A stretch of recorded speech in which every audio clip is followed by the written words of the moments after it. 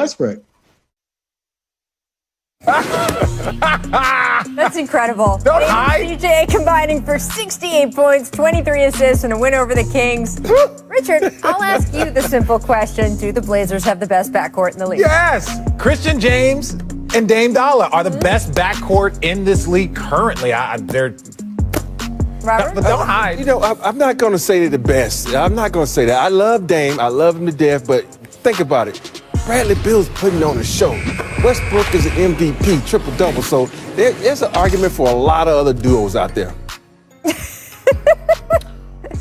But my thing is this: don't hide behind you. If I was that guy, he was like, today I didn't. It's like, no, look. At the end of the day, just scared, man. Say this. Say this. What you gonna say? Look, do you have an MVP? Have you played in the finals? Because that duo has an individual that has done both. Well, yes. I would say, though, that Westbrook has not found his footing quite yet with the Wizards right now, and I would certainly give it to Dame and CJ, or as you have taken to calling him, Christian James. There we go.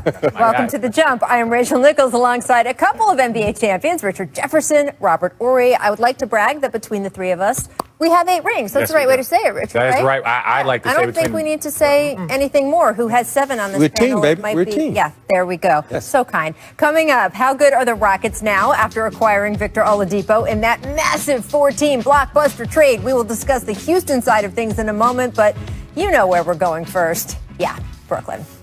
It says something about a trade if we can simultaneously have been talking about it possibly happening for months and have it knock everyone over when it comes through.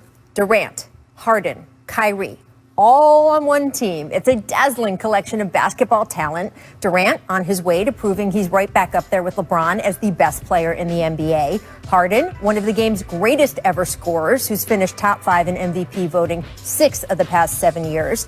Kyrie is the league's best ball handler who can flat out perform magic around the hoop. They are 3 of the most outrageously talented players in the league. But they're also, of course, 3 of the NBA's most distinct personalities, making all of this potentially explosive in about 100 different directions, both good and bad. So what does happen when 3 crazy kids moved into one of those Brooklyn lofts together to try to take on the world? I'm glad you asked. Yes, in honor of this mega trade, The Jump presents our latest show within a show. Three's Company, Brooklyn edition. And just like with Jack, Janet, and Chrissy, Jack you can Roper. expect plenty of hijinks Why you got Kyrie's face looking like that? as we see Everybody how else this smiling. group meshes. Why did they put him in Chrissy's spot, though? Now, executive producer, Nets general manager, Sean Marks, is optimistic. Here he was this morning talking about the screaming neon elephant in the room, team chemistry. Look, I think whenever you're meshing personalities, I think we've got to wait and see how this all fits on the floor and so forth. I think these guys have given us the right answers. They've said, hey, they want to play together. They can see this fitting. And I think they're at a time in their careers, they understand that there's without a doubt going to be some nights where 1 or 2 need to sacrifice for the other and so forth. But I think they're all looking for that common goal. Marks added that Harden and Durant already knowing and liking each other should help speed the team building process here. Perhaps, although as he was speaking, it was hard to not think about how that same scenario went so wrong between Harden and Russell Westbrook that Russ asked out after just 1 season. As for the Kyrie angle, Marks denied that Kyrie's current situation spurred the Nets to finally pull the trigger on this trade, insisting it was not a hedge to give Durant a more reliable co-star. He also noted Kyrie is, quote, very excited to return to the team after his mysterious absence. But honestly, none of that addresses what is going to be the real issue going forward. Is Kyrie going to be okay with essentially being the 3rd option in Brooklyn behind 2 former MVPs? We know part of why Kyrie asked out of Cleveland was because he didn't want to continue shaping either his game or his standing on the team around LeBron anymore. We know there were issues coexisting with teammates in Boston. We know that in other recent big threes, guys like Kevin Love, Chris Bosh have had some trouble adjusting to that 3rd role. And these 2 guys, well, they're at least notoriously mellow. At least Kyrie plays a different position. He will have the ball in his hands more. Maybe Ray Allen and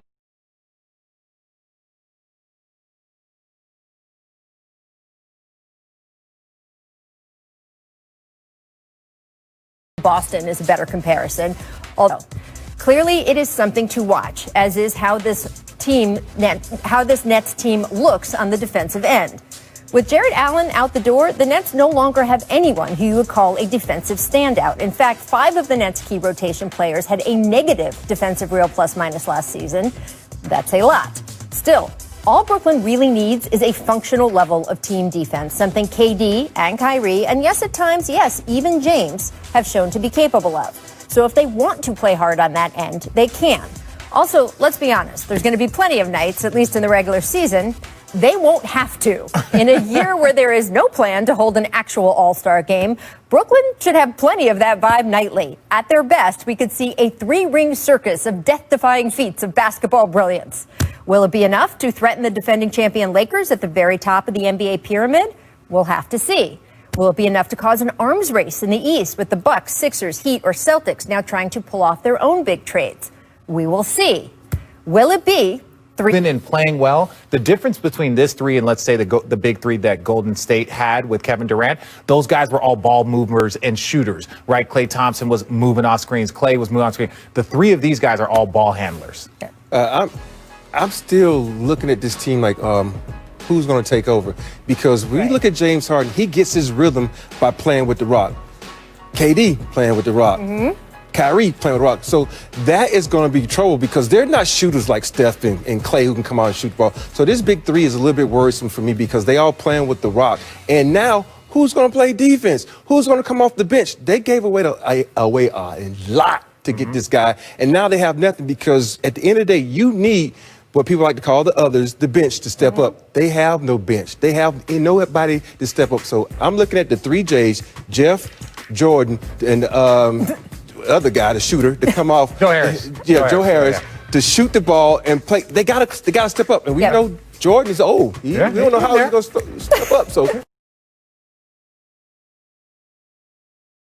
I know how it is when you get up in age and still trying to compete. Yeah, we both do. But the crazy thing is, too, is when you look at it, obviously there's questions about Kyrie, what his situation is. And then James Harden is obviously not in the championship shape that he has been the last few years. And when that gets fixed over the course of the season. But this is my thing. Like, look at this picture here. This was James Harden going into the bubble. People were talking about how amazing shape he was. Now he overjumped this shape and went to the next position. So he went from super skinny to and this he did is him now. and he did this in about a 3-month span. So that some of that is probably unhappy and he's not wanting to be there. And we're just not going to allude to other things. But to win a championship, and we're talking about winning championships, you got to be. Body shaming on this show, Richard. It's not body shape. I'm saying he's unhappy. He's unhappy. I think come on. You look at his body and you look at same thing with Jokic last year. Jokic wasn't in great shape. He got in great shape. They went to a conference final. Okay, so you guys have both been in versions of this kind of situation. You played on a team, right, with Vince Carter, with Jay Kidd.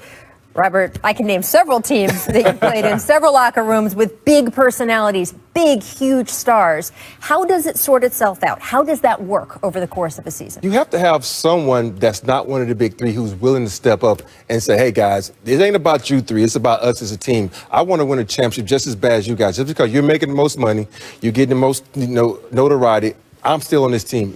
I'm looking at Jeff Green to be that guy. He's a voice of reason. People forget he's played with KD before when KD first came into the league. So he might have his ear. So he can talk to these guys and say, hey, listen, it ain't about you. Let's work this thing out and play together as a team and win a championship, because that is the goal, to cement our name in history. Yeah. And the last thing I'll say is this. Look, now KD's won some championships, right? Kyrie's won a championship. James Harden is the one that hasn't, right? So I know that these guys are motivated, but there's a different type of motivation when you're searching for something that you haven't found yet, right? And it's like, look, they've won all the awards. Kyrie's won the Rookie of the Year. He's won all the other stuff. He's probably not going to win an MVP with this team, but I'm just saying it's like, what are they fighting for? And so when you're trying to fight for something you haven't gotten, there's easier to make sacrifices a la the Big 3, a la the Miami Big 3. They're fighting for something that they haven't gotten yet. So that's one thing about this Brooklyn team. Are they full already, right? Right. I mean, it's like you, when you were with the Nets, you stepped up and said, look, I know I'm far and away so much better than you, Jason Kidd or Vince Carter, but I'm willing to this is the best thing that ever happened to me playing on those teams is on most nights, I got the third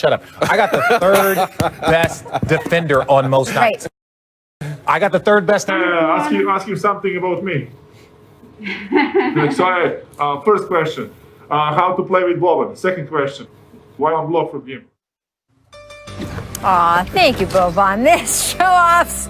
Mavs, Hornets, Luka all alone. Dunk Bench it! wants a dunk, but he just lays it in. Rob, why? Why deny us? Well, you got to understand, he's trying to reserve his energy. He No. has to reserve his energy for MVP, man. He can't just show off every night. He can't show off, man. He got to just, You relax, can't dunk man. an uncontested layup. Come on, man. Come on, man. Because you know Hey, what? In the postseason, somebody's going to track that down and block it. Hey, but look at the landing. He was know, kind of a little gimpy. Look, on they the look landing there. disappointed. They wanted a windmill. Yeah, but you know that Rick Carlisle's out there going, that's very sensible. Yeah. That's what all the coaches went through. That's what Larry Brown. That's what Larry Brown wanted. I respect him because Steve look at the Francis score. did. You don't want to show out. That's You're not true. respecting the score. That's the tone. Big Time. resourcefulness. Next, check out this nifty tip pass. Chioza. So we found a comp, Richard, Oh yes. with Jason Kidd Watch this pass diming by you Jay up, Kidd. 2003. Woo! Speaking of Lucius Harris, there's my guy. You wasn't gonna get that pass, All right, Lucius. so which was the better Nets combo pass at Madison Well, Square let me Garden? say this: the pass was Very better by specific Jason question. Kidd. The player that caught the pass was better. I mean, Kevin Durant. we didn't need you on a national I was television like, show hey, to which say one that. you saw? Who was the better player there? The better. See, that's a great by Chioza because look at that. That's nice. Yeah. I give him that. Let's I think look it was, at that. You I think it can't was a beat that. mistake, though. But Jason Kidd would hook Jason you up Kidd. every day. Yeah. Well, had let's put it 2 this games way. with him. Love Jason Yeah, he's Kidd. got the second most assists in NBA history and the most to me in his individual career. Just Richard saying. Jefferson history. Gotta have it. I gotta tell my kids. Miscommunication, Bucks Pistons. Giannis gets it on the wing. Oh, why would you The run paint him off? just Oh. opens up. I believe that would qualify as a defensive breakdown, Robert. Yeah, that's posterizing. Guys like, that's James Harden. I mean, that's defense that nobody wants to play. They're just trying to get on the other end, shoot some threes right there. You got to play some type of defense. No, but come on. Let's not talk wants to get Let's not posterized. talk about those four. Let's talk about Blake. Blake, what are you doing running Giannis off the line? I know it. Stop. Come on. He took off. He took off where he was about to shoot from. Wait, what? Come on. It's like, all right, you're moving. I'm going Blake. for it. Yeah, Blake can't look at the other four As a guys coach, like, what are you gotta call a doing? timeout, and I'm yelling at everybody. on that. Everybody. What would Pop have done? Pop would have taken Pop all took five everybody out. out. Y'all go in the locker room and take a y'all shower. out. Take elevation, airplane mode activated. Derek Jones Jr. getting up for 2 huge slams against the Kings. Richard, is he the bounciest player in the league? Ooh, look, when you win dunk contests and your nickname is airplane mode, look, he's looking down in the rim. Yeah, I would say he's up there. I don't want to give him number 1, but he's definitely top 2. And he ain't He's Who's top, your- top 3. I'll give him top 3. Yeah, he's top 2 and he ain't number 2. Let's It's just say it that dunk way. contestants probably say, hey, I still got hops. Yeah, shout out my guy Aaron Gordon. I was going to say a controversial dunk contest Yes. winner. So, you know, there you go. Yeah. And Zach LaVine Look at still that got from half stuff court too. All right, guys. Lakers ending up beating the Thunder by 29 points. Let's have a little chat about that. 6 Lakers scoring double digits. Now, after the game, LeBron asked about the Harden and Nets trade, and here is what he said. I don't really have too much of a reaction. Obviously trades and things happen every year. And, for me, my main focus on what we do here and how we continue to get better. And that was the case today. The trades happened today, and I couldn't allow myself to kind of indulge in that, knowing that we had a team that we had to play tonight. So my main focus today was on the Thunder. Well, LeBron doesn't want to look ahead, but we sure as hell do. Richard, which team is better on paper? On paper, obviously, the Nets or the Lakers? Oh, the Lakers, you don't disrespect the champion. The Lakers are the best team in the NBA. They were last year, and they are this year. That team on the right has a lot of work to do as far as building the chemistry to get to a championship. It's never just... That's why I said on paper. I know on paper, but we can't even just... On tease a little paper, bit. on the floor, Lakers by far. Because if you look at that team, LeBron's going to have an off night to play defense. That's going to make him that much better if those are the lineups. So there's no way the Nets can even contend with the Lakers. Their bench is not there. Their starters are not there. Not taken away from their big three. But if you look at that Lakers squad, they got some skill. They got a skill set like no other with the additions they just had. And real quick, let's talk about the Nets. If Kyrie comes back 100% healthy, James Harden gets in championship condition, right, everything starts rolling for the Nets, they are a huge problem. Now, there's a lot more ifs. The Lakers already are a problem. They are the champion. They are the team that's favored to win the championship. So when you look at which team has more work to do to get to peak championship form, it's the Nets. And so, even on paper, I think there's a lot more for the Nets. But boy, I love that roster right now. I like what they have. I like the stars. It makes it fun to watch basketball. Is that really a roster yet, though? Well, it's a roster. It's a roster. Let's see if it's a team. But like I said, it's paper. They still, the Nets still have some cap room to, bring in whoever. No, not me. I'm right here. Okay. I'm sorry. There's nothing out there. Follow up on your LeBron defensive point and sort of the larger point we've been talking about defense on the Nets side. I'm looking at our ESPN stats and info group, and they're saying that LeBron James allowed opponents to shoot just 30% when he's the contesting defender, which is by far the best in the NBA so far this season. So if you are looking at sort of, was LeBron's defense going to drop back off a little bit this season after he made such a concerted effort last year? Is he setting the same tone in the regular season now after such a short offseason? Numerically, the answer so far is yes. So we'll have to see in the hypothetical finals between those two teams. Numerically, he wasn't guarding KD, James Harden, and Kyrie on one possession. That's why he has KCP, AD, Tell and him. other guys. So you don't have to play. Yeah. Up next, we will welcome in longtime Rockets reporter, our insider Tim McMahon, to discuss with James Harden. Three-point games was back in 1982. Moses Malone. I wasn't even born there. Rest in peace. I wasn't even born there, no. Hall of Famer. But you got your rhythm going now. Thanks, James. That 2015, the beard was feeling sassy. That was a Hall of Fame moment. He actually recreated this so funny for us at Media Day. Watch this. There we go. It wasn't James. the same. It wasn't the same. All right, that had to make the top five. Number 4, 2014, Ooh. Aaron Baines on a poster. Oh, that's like, you could do James Harden highlights all show. Yes. This man's got enough highlights to just, When you're fill a couple of days. left-handed, you get more people with dunk than anybody because they're so used to right-handed guys. Oh, no. Oubre been catching. But he also does this, 2019, breaking Jamal Murray's ankles hard. You got no business being out there on his body like that. Man, what are you thinking, Jamal? I'm like, are you serious right now? I'm like, a lot of these ankle That's breakers, not the last. You gotta get a better shoe. You know the Clippers are about to get on this out. highlight. Here come the. I ain't seen it. And I know. 2019, beating Dubs in OT. You ain't got to look at Draymond and talk to him like that, though. Oh, nice. But that's what made the point. I know. I one of the just. best defenders in the game on you, and the And one. Yeah. And look at that. Two of them. Two of the best defenders right Look at that. Whew. In And place. Look at him. you guys know what was going to be number 1. You know what was going to be you know number what. 1. 2018, Harden snatching Wesley Johnson's Oh, my ankles. God, Wesley. And then Now look that was at an ankle him. breaker. There's nothing better because feel after bad for this, Wesley. he licked his lips. He actually looked at him and licked his lips That's not cool. and then talked about it afterward. Oh, no. That takes a lot of calls. Good. That boy. That's James. I remember like it was yesterday. Just the entire sequence. And, as I got ready to shoot my shot and I looked down, he was looking at me and kind of like a face-off for like 2 seconds. And it was just like, I kind of felt bad, but then I wanted to wait a little longer. It was just an instinct. It wasn't like, I wasn't trying to be disrespectful. It was just, my lips was dry a little bit. I don't know. He wasn't trying to do anything disrespectful, guys. Kids, go home and Google Randolph Childress. I was about to say the same thing. Randolph Childress. was the Kids, best. Google Randolph Childress. Until that play, Randolph Childress thing was the most disrespectful thing that I had seen on the But it's basketball. not anymore. It ain't that Thanks anymore. to that. All right, we are now thrilled to welcome in ESPN reporter Tim McMahon, who has covered the Rockets for a long time. You have been leading the league in usage rate among reporters in this last month or two, Tim.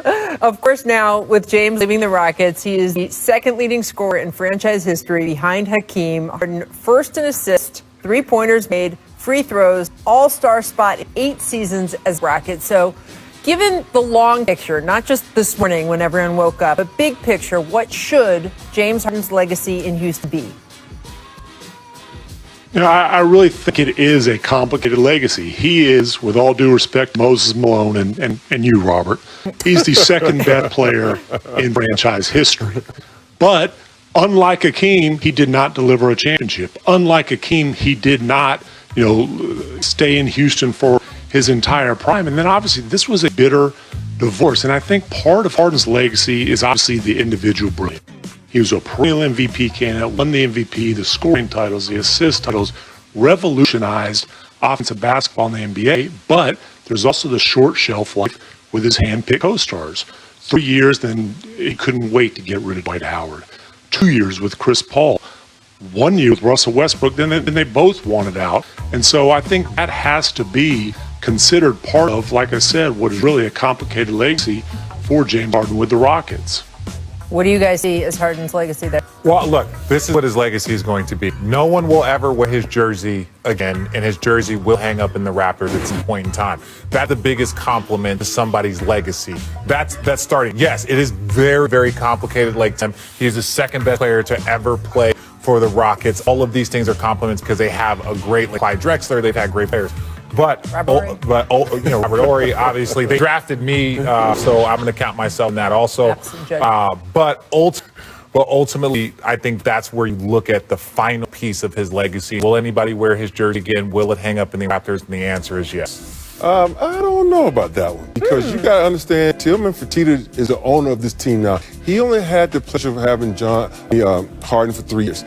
So I don't know if he's going to say, okay, going to put him up in the Raptors like the other guys who see their legacy, those guys are in the Raptors. So it's going to be different because if you look at what James did, he never really took him to the promised land. He asked for all this stuff. He got a big contract. He got all these players to place around him, and he left town in the manner they left town. So right now, there is a nasty taste in the mouth of the Houston fans, and that was the most important thing, the Houston fans. But we gave you everything you wanted.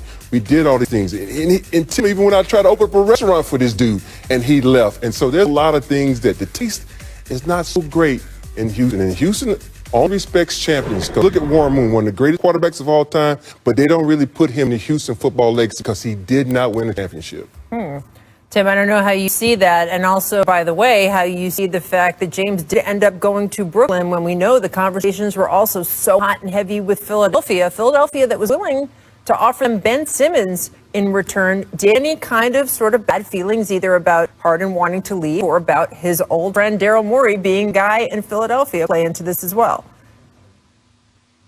Well, clearly the bad feelings about Harden wanting to leave didn't impact the final decision because he got his first choice. His first choice was to go to Brooklyn, and then he's like, okay, I'll be fine with Philly and then some other teams I'd add to the list. I really don't think that the relationship and, the whatever friction there might be with Daryl Morey was a real factor here.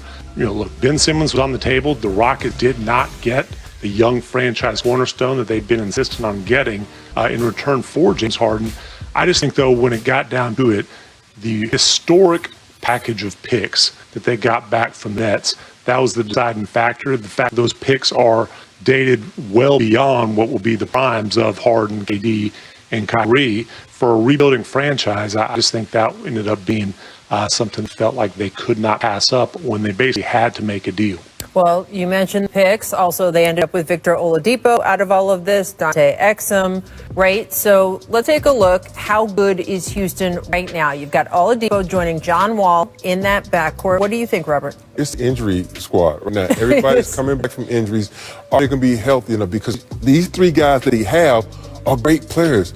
Cousins, if he can get healthy, good. Stay healthy. Whoa, they're all healthy now. Good. So Stay healthy. But if you look at some of them, they're still limping a little bit. I don't think they're 100%. So if they can get these guys and get them healthy, they're fine. But those picks, I'm looking at them using that pick because there's going to be another disgruntled superstar out there that's going to say, I want out. And what better place to go than Houston with no state tax, a great team, and picks. So they set themselves up for future, something down the line. And for a guy like Victor Oladipo, I look at Gordon Hayward, right? Like Gordon Hayward was averaging 17-point game in Boston on a championship caliber team, and people were still saying like, oh, well, Gordon Hayward. It's like, no, he's good. Now he's averaging 22 a night in Charlotte. He's got a little bit more leash. He can have a bad night, not have to worry about people criticizing him because he's their guy. Victor Oladipo now has the platform, has the runway to go be a high-level scorer on this team. It's a matter of getting those reps, getting those minutes, and just going out there and playing. So I like what they have at Victor Oladipo. And to his point, if you have all of the picks, that's how they got James Harden. They traded a couple of players and got a bunch of picks, and then that's why he shipped to OKC to get James Harden. So now it might not be disgruntled. It might just be somebody that's not re-signing. It could be somebody that's like, I want to enter free agency, and they don't want to risk it. So it doesn't always have to be disgruntled. A lot of times it is. But there are other scenarios where it's not always such a bad situation, and you have all of this stuff that you collected to put out there. That's similar to what Danny Ainge did to get Kyrie. Yep. It's going to be another superstar that want to, see the grass is green on the other side. What do you think, Tim? I do think the other thing we need to keep an eye here on Victor Oladipo before trade deadline. There we go. Waiting for this one. Whether he fits really well or not. Look, he's an expiring contract, and I think that's the primary reason he was more attractive to the Rockets than Karis LeVert, who has 2 years after this year at about $18 million per year.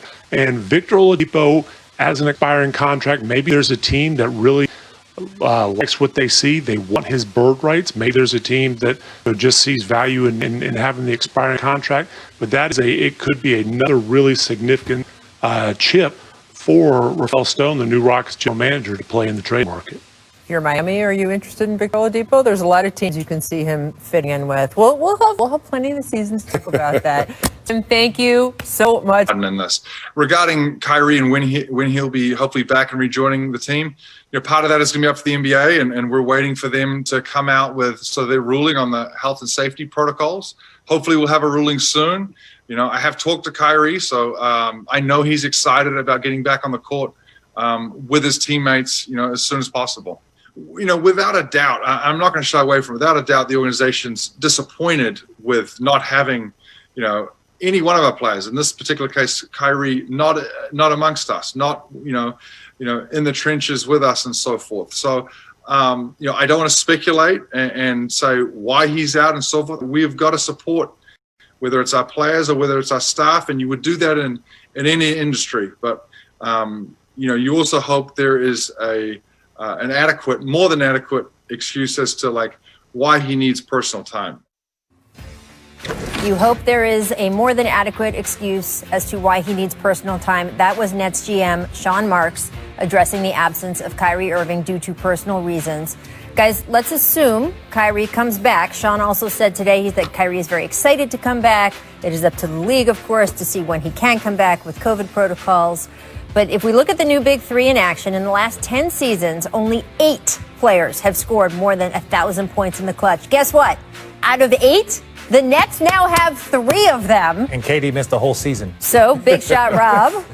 Who should take the big shot, the last shot, if they're all 3 on the court? You have to go with KD because his skill set is by far above those guys. Not saying a lot because he's 7 feet tall with the handles of Kyrie, with the shooting ability of James. So you got all 3 rolled in one. So you give the ball to KD and get out the way. That's all you got to do. I remember playing with Houston, getting the large ball. You said, what play do you want? Give the dream and get out the way. Get out the way. That's what you do when you have a player like that. Okay, here, let me answer the question.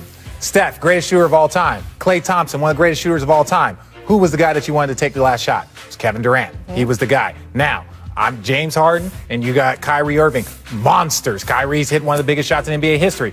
Kevin Durant is the guy that you want taking that last shot whenever possible. Now, you can't double them. You can't hedge them because you got 2 other monsters on both sides, right? So it's like, and a lot of it, the last shot is about making the right play. So if you send 2 people at him, you got James Harden and you got Kyrie. Look, that's one of the biggest shots that has ever been taken on a basketball court in NBA history, right? Nailed it, easy, just walks off. So I just think it really and truly, it's Kevin Durant. If he was the one that you wanted on those Golden State Warriors team, he's definitely the guy that you want on this Houston Rockets, or on this Brooklyn Nets. Brooklyn Nets, you got to get used to that. Brooklyn Nets team. And look, we know they're all going to have big shots, right? That's the quality of these players. As you say, it depends on the defense. Which shot do you think is either more guardable or harder to guard, however you want to phrase it? James Harden's step back 3. He's had the little side step sometimes now too. Or the Kevin Durant shot where he's just up over you in a way that is, we've had some of the great defenders in this league over the last 10 years just say that when Kevin Durant lines up, he's not guardable. But you can't teach tall. That's what they told us all the time. You can't teach a 7. So which one? Which one do you think? The Kevin Durant shot. That's more lethal. That's more lethal. Yeah, because you can get someone that's either as tall as James, quick, who can get to that shot. But there's nobody as tall as KD that can get to that shot. So KD by far. Look, I'll even take you the Manu Ginobili swat from behind, against the Rockets. Like, you can kind of try and figure out ways to get that done. With Kevin Durant, he's like Dirk Nowitzki. You're not blocking his shot. You're not blocking a 7-foot, high-release, high-arcing shot. It's happened in history, but it ain't. Unless you get it from behind. Yeah. Dallas 6-4 right now. So, Richard, are we about to see the Mavs really take off here? Well, I hope so. Again, you have to be super cautious with an individual that has a history now. It's starting to become a longer history of injuries. But yeah, if he's 100% healthy, because people forget, not only offensively, he's very good defensively also. So I think it's a great combination of him and Luka. He's a very skilled big man. He's a poor man Dirk on that team. He can do everything Dirk could do, but play a little bit better defense. And he needs to stay healthy in order to help this team out. Because he's not healthy, they're going to be back where they were last year. Yeah. It changes. And they still have that salary slot for a third person. Mm-hmm. That third person, there was hopes of it being Giannis Antetokounmpo. It will not be Giannis Antetokounmpo, so it is interesting now to see what they end up doing with it. But obviously, Porzingis is such a huge part of that equation. I want to head out to Philly. They were right on the brink of making a deal for James Harden yesterday. Ben Simmons' name mentioned in trade reports, right? Ooh. Really as recently as within 20 minutes of when the actual trade was announced at 4 Eastern. So according to Mark Spears from The Undefeated, Simmons is, quote, pretty ecstatic after not being dealt to Houston. Robert, do you think he should just be glad it worked out the way it worked out, or do you think he should feel some type of way that they were clearly ready to deal him? Been there, done that. I got traded to Detroit, was in a uniform getting ready to walk on the court, and they said, wait, Sean didn't pass his physical. And I came back to Houston in a whole different mindset. I said, I'm coming out being the best player I can be and not worry about anything. And I think he needs to understand that it is a business. You're going to get mentioned in trades all the time. That's a compliment. That means somebody wants you. If nobody wants you, your name's not going to be mentioned in trades. Mm-hmm. So he should just go out and use this opportunity to motivate him and show this organization why I was the #1 pick in the draft, why you should be happy you kept me, because he is a remarkable player. And if I was Houston, this is the guy I would have wanted. Yeah, and look, at the end of the day, the key thing here is who they're mentioning you in a trade for, right? James. Right? They're mentioning you in a trade for James Harden. They're like, hey, there's a conversation between, Anthony Davis for Ben Simmons. You're like, right.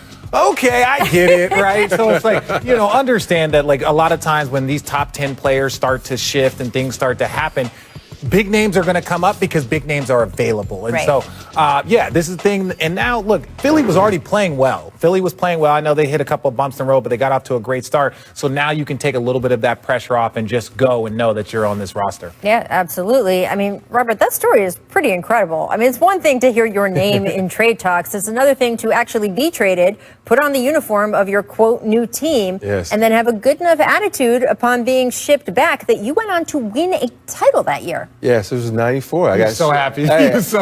Listen, I'm from Alabama. I do not like the cold. You get to Detroit and it's cold, and I'm sitting there when I'm not able to play. I'm sitting in the stands, and my mom called me that night. She says, "Baby, you okay?" I said, "Why?" She said, "You look miserable in the stands."